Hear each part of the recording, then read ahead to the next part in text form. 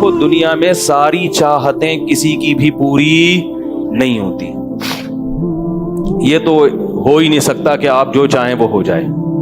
لوگ وزیر اعظم بنتے ہیں جیل میں چلے جاتے ہیں. حقیقت ہے یہ. کہاں کہاں انسان پہنچتا ہے, پھانسی کے پھندوں پہ لٹک جاتے ہیں اور معلوم نہیں کیا کیا ہوتا ہے. تو ساری چاہتیں نہیں پوری ہونے والی ہیں آپ کی. تو اب حل کیا ہے اس کا کہ بھئی ہر خواہش پوری کرو, یہ تو ہو نہیں سکتا. تو بھئی سمجھوتا کر لو. کیا خیال ہے؟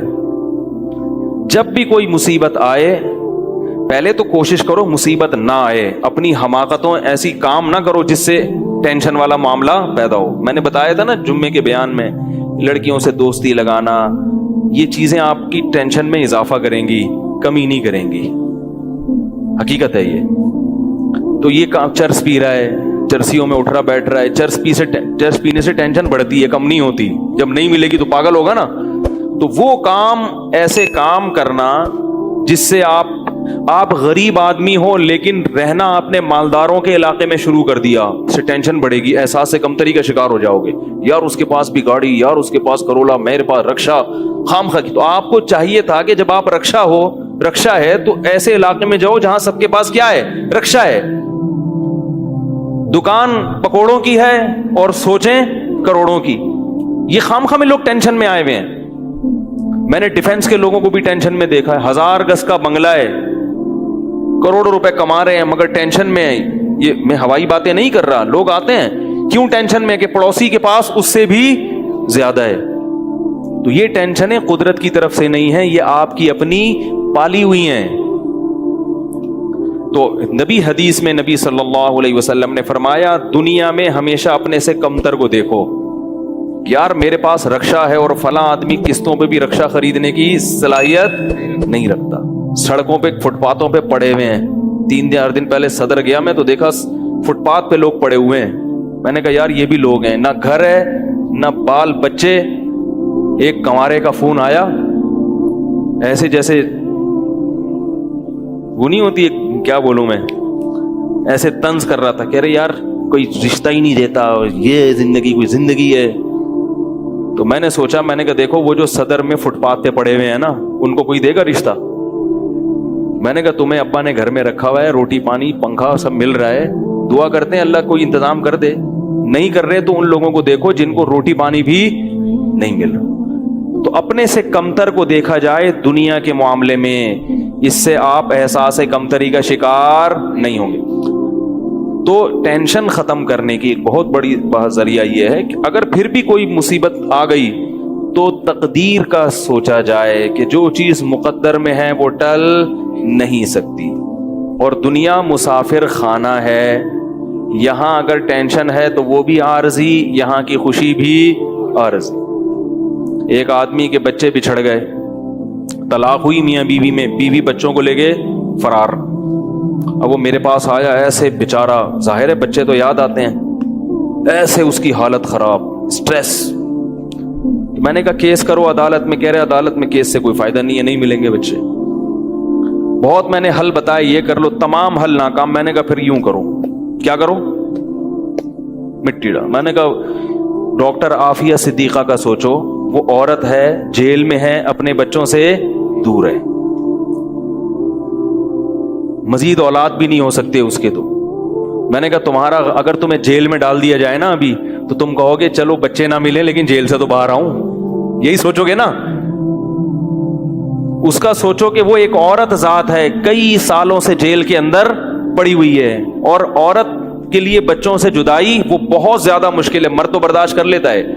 تو میں نے کہا اب جو چیز بس میں نہیں ہے اس پہ غم کرنا فضول, مٹی ڈالو ایسے اور شادی کرو اور مزید نئے بچے پیدا کرو. جب ادھر دوسری اولاد آئے گی تو ادھر سے ذہن آپ کا ہٹ جائے گا. کہتے ہیں لوگ تانے دیں گے, بچوں کو بھول گیا. میں نے کہا لوگوں کے پاس فالتو ٹائم بہت ہے, ٹھیک ہے نا, وہ تانے دیتے رہیں گے, لوگوں کے تانوں کی پرواہ مت. جب ایک چیز آپ کے بس میں نہیں ہے تو اس پہ سوچنا کیسا. یہ بھی ایک بہت بڑا نسخہ ہے سکون کا کہ جو چیز آپ کے اختیار میں نہیں ہے اس کے بارے میں سوچنا بند کر دو. دیکھو نوح علیہ الصلوۃ والسلام اپنے بیٹے کی ساری زندگی تربیت کرتے رہے مگر وہ کافر نکلا. آخری وقت میں نوح علیہ السلام کو اپنے بیٹے پر کتنا پیار آیا کہ میری کشتی میں سوار ہو جا. بیٹا کہتا ہے سآوی الی جبل یعصمنی من الماء، میں پہاڑ پہ چڑھ جاؤں گا جو مجھے پانی سے بچا لے گا. پیغمبر کو اپنی اولاد سے بہت محبت ہوتی ہے، بہت زیادہ ہے، جیسے یعقوب علیہ السلام کو تھی نا اپنے بیٹے سے. کتنا درد ہوگا اس وقت نوح علیہ السلام کے دل میں، کیسے تڑپ رہے ہوں گے. لیکن بیٹا باز نہ آیا. وحال بینہم الموج فکان من المغرقین، ایک موج آئی اور اس کو غرق کر دیا. نوح علیہ السلام نے اللہ سے دعا مانگی ان ابنی من اہلی، اے اللہ میرا بیٹا میرے اہل و عیال میں سے ہے، تو نے تو وعدہ کیا تھا تو میرے اہل و عیال کا خیال کرے گا. اللہ نے کیا فرمایا انہ لیس من اہلک، یہ تیرے اہل میں سے نہیں ہے، اس کا عمل ٹھیک نہیں ہے. فلا تسألنی ما لیس لک بہ علم، دوبارہ یہ سوال مجھ سے مت کرنا. اب یہ نہیں کہ نوح علیہ السلام بیٹھ گئے اور یہ کیا ہو گیا اور اب سوچیں یہ تو بڑھ گیا. بس نوح علیہ السلام نے فوراً استغفار کیا. اعوذ بک ان اسألک ما لیس لی بہ علم، اے اللہ میں تجھ سے پناہ مانگتا ہوں ایسی چیز کی، میں تجھ سے ایسا سوال کروں جس کی دلیل میرے پاس نہیں. بس بھول گئے. اب یہ تھوڑی کہ روتے رہیں بیٹھ کے، بھئی جو چیز بس میں نہیں ہے چھوڑ دو.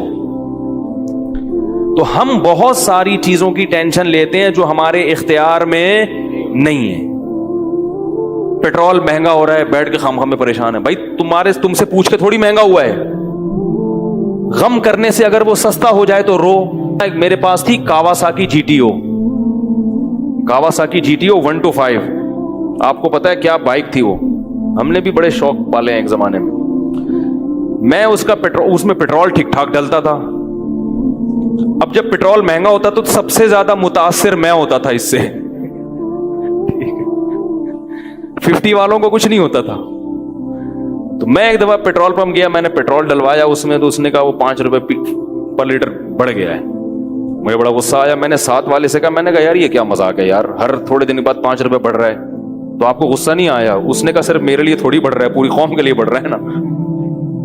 تو مجھے اس کی بات بڑی اچھی لگی. اس نے کہا میرے اکیلے کے لیے بڑھے تو مجھے غصہ ہے، سب کے لیے بڑھ رہا ہے تو چلو ٹھیک ہے. اس دن کے بعد سے اب تک پیٹرول بڑھنے پر مجھے غصہ نہیں آیا. میں یہی کہتا ہوں یار مجھے ٹینشن لینے سے کیا ملے گا. 100 روپے لیٹر بڑھ جائے، زیادہ زیادہ یہ ہوگا، بہت زیادہ بڑھے گا تو گاڑی بیچ دو. بھائی نہیں ہمارے کنٹرول سے باہر ہو گئی ہے، گاڑی بیچ دو، دوبارہ آ جاؤ، ٹیکسی پہ آ جاؤ، پھر بھی ہے تو پھر رکشے پہ آ جاؤ، پھر چنچی پہ آ جاؤ، پھر پیدل ہو جاؤ. جو چیز اختیار میں نہیں ہے اس کی ٹینشن لینا حماقت ہے. بات آ رہی ہے سمجھ میں؟ اسی طرح یاد رکھو اولاد کی تربیت کا معاملہ ہے. ہمارے ہاں جو لوگ نئے نئے دیندار بنتے ہیں یا پرانے بھی، وہ چاہتے ہیں میرا گھر 100% خلفائے راشدین جیسا بن جائے، جبکہ بیگم پہ کنٹرول نہیں ہوتا، وہ الگ سمت میں جا رہی ہوتی ہے. اب آپ نے ڈنڈا چلانا شروع کر دیا، بچے باغی ہونا شروع. وہ بجائے دین پہ آنے کے ابا کو مکھنچو سمجھنا شروع کر دیتے ہیں اور بغاوت پھیلتی ہے. تو بھائی آپ اعتدال سے تربیت کی کوشش کرو. ہو گئی ٹھیک ہے، نہیں ہوئی ہم سے نہیں سوال ہوگا، ہم جو کر سکتے تھے ہم نے کر لیا. تو ہم نے نا بہت ساری چیزیں، یہ ہو رہا ہے معاشرے میں غلط، یہ ہو رہا ہے، وہ والے وہ جماعت کیوں آ گئی، وہ جماعت کیوں آ گئی، وہ فلاں فرقہ کیوں بڑھ رہا ہے، یہ والے کی کم ہو رہے ہیں، وہ زور سے آمین کیوں کہہ رہے ہیں، وہ آہستہ آمین کیوں کہہ رہے ہیں، ٹھیک ہے نا، وہ رفع الیدین کیوں کر رہا ہے، وہ رفع کیوں نہیں کر رہا. میرا ایک اصول ہے، میں جب کسی ٹاپک پر بیان کرتا ہوں تو مجھے جب بھی کوئی ایسے اختلافی مسائل پر بیان ہوتا ہے نا، تو اکثر لوگوں کے پھر واٹس ایپ پہ میسج آنا شروع ہوتے ہیں، آپ نے جو یہ بیان کیا اس میں یہ والی بات، حالانکہ اس بات کا جواب اس میں موجود ہوتا ہے. تو میں پھر مزید جواب نہیں دیتا، میں کہتا ہوں پورا بیان سنیں. وہ پھر جواب بھیجتے ہیں کہ ہم نے پورا بیان سنا ہے. میں کہتا ہوں دوبارہ سنیں.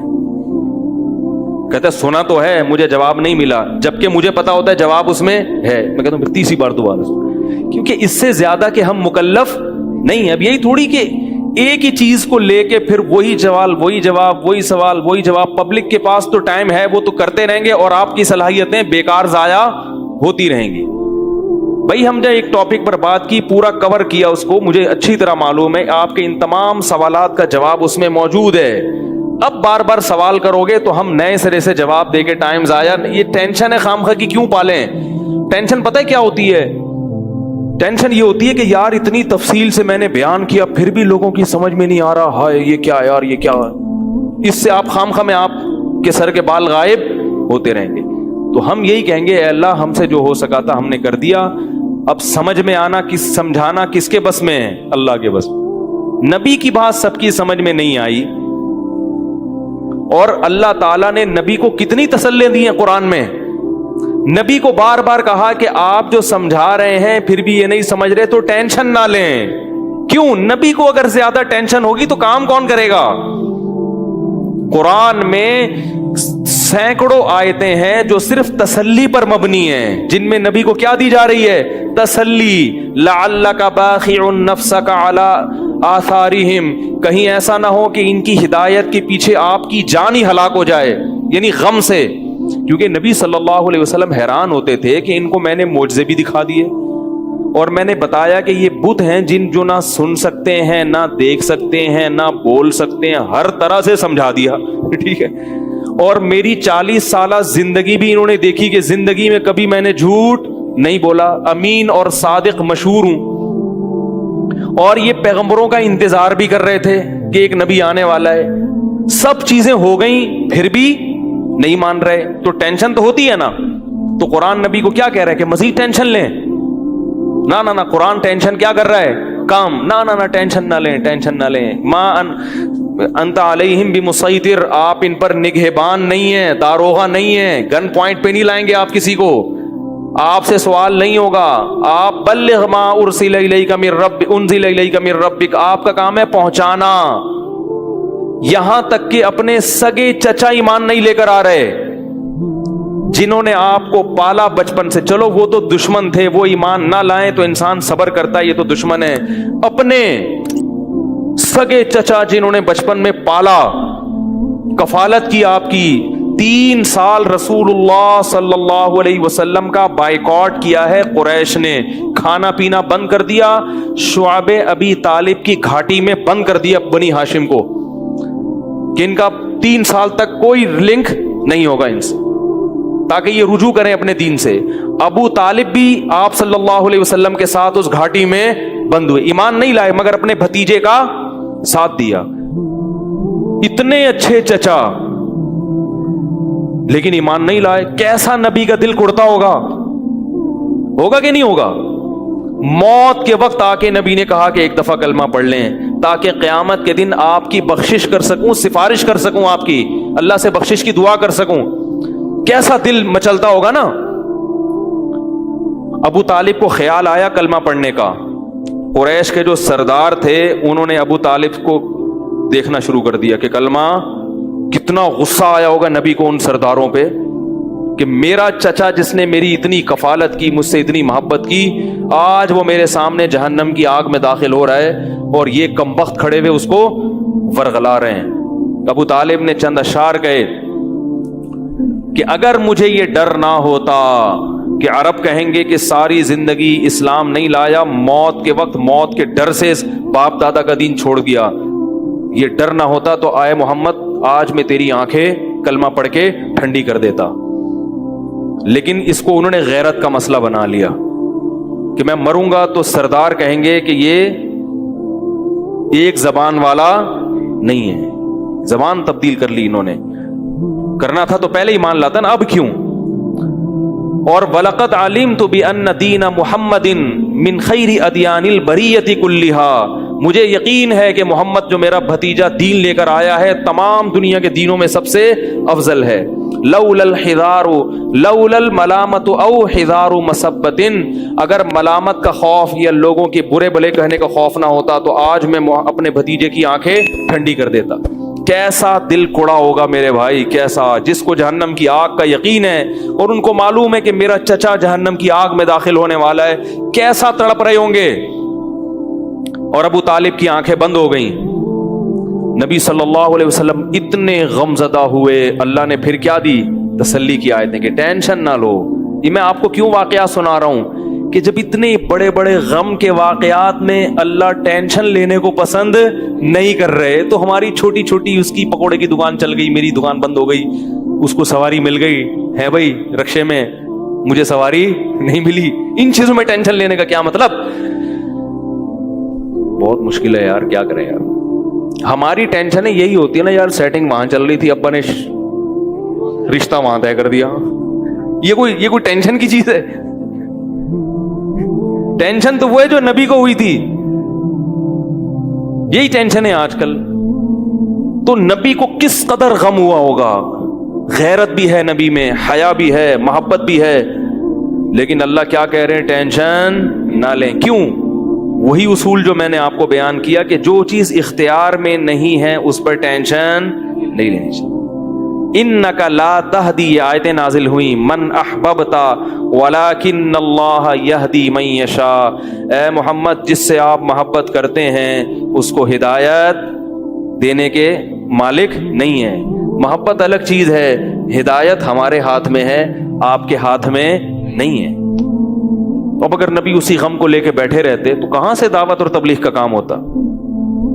آپ صلی اللہ علیہ وسلم سے حضرت عائشہ نے پوچھا کہ ابو طالب جو اتنی خدمت کرتا تھا آپ کی, کرتے تھے اور اتنا کچھ انہوں نے کیا, کیا یہ نیکیاں قیامت کے دن کام آئیں گی؟ آپ نے فرمایا ہاں. کتنا کام آئیں گی کہ جہنم کے نچلے طبقے سے اللہ اٹھا کے اوپر والے طبقے میں لے آئے گا, اور پاؤں میں صرف آگ ہوگی مگر اس سے دماغ ایسے کھولے گا جیسے ہانڈی. ابو طالب پورے جہنم کی آگ میں نہیں ہوں گے, صرف ان کے پاؤں جہنم کی آگ میں ہیں. اس سے پتہ چلتا ہے کافر کی نیکیاں کام تو آتی ہیں مگر عذاب کم کرنے میں, عذاب ختم کرنے میں نہیں. بھی ہم دیکھتے ہیں کہ دنیا میں بہت کچھ غلط ہو رہا ہے, دلائل کے انبار لگا دو پھر بھی لوگ نہیں مانتے, اور فرقہ واریت, ایک دوسرے پہ تان و تشنی, گھریلو حالات میں گڑبڑ. تو اس میں اگر آپ ٹینشن لینا شروع کر دو گے تو پھر سوائے ڈپریشن کی گولیوں کی ایک نئی ٹینشن لگ جائے گی. جس دن گولی نہیں کھائی اس دن عجیب سا ہو گیا. ڈپریشن کا مریض کو جس دن گولی نہ ملے وہ خود گولی کی طرح بن جاتا ہے, وہ پھر کئی لوگوں کو گولیاں کھانی پڑتی ہیں اس سے بات چیت کے بعد. تو اس لیے میرے بھائی دو چیزیں یاد رہیں گی, ایک نیند اور دوسرا ٹینشن جتنا ہو سکے. پھر بھی اللہ کی طرف سے ہوتی ہے, ایسا نہیں ہے کہ ناممکن ہے 100% ہی ختم ہو جائے, یہ تو ممکن نہیں ہے, لیکن بہت سی چیزیں خود مسلط کی ہوئی ہیں.